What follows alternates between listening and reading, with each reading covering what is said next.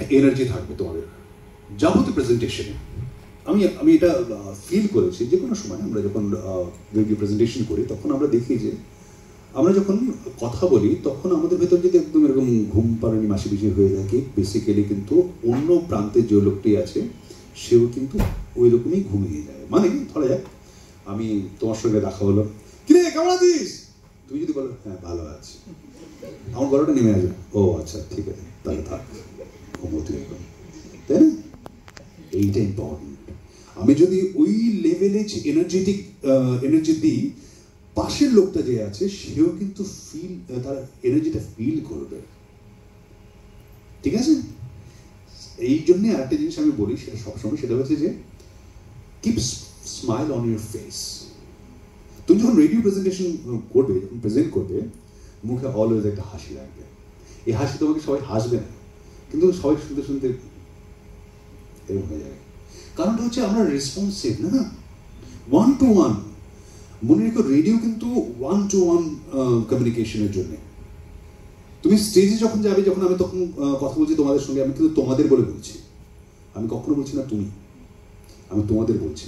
কিন্তু রেডিও হচ্ছে 1-to-1 media, এটা মাথায় রেখো। সেখানে আপনি বলে বলবে বা তুমি বলে বলবে, হোয়াটএভার, সেটা তোমার শ্রোতাদের সঙ্গে কিরকম সম্পর্ক সেটা ইম্পর্টেন্ট। কিন্তু মনে রেখো আপনারা নয়, তোমরা নয়, তুমি বা আপনি। এইটা যদি এই কমিউনিকেশন এটা যদি না করতে পারো না, তাহলে কিন্তু শ্রোতাদের সঙ্গে তোমাদের সম্পর্ক তৈরি হবে না।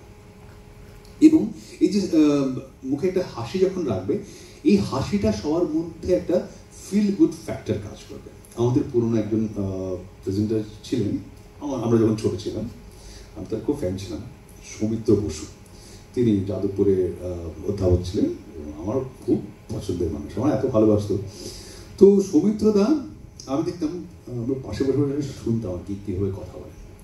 তো এই কি একটা গল্প করতে হা হা হা হা করে এসে দিয়েছে।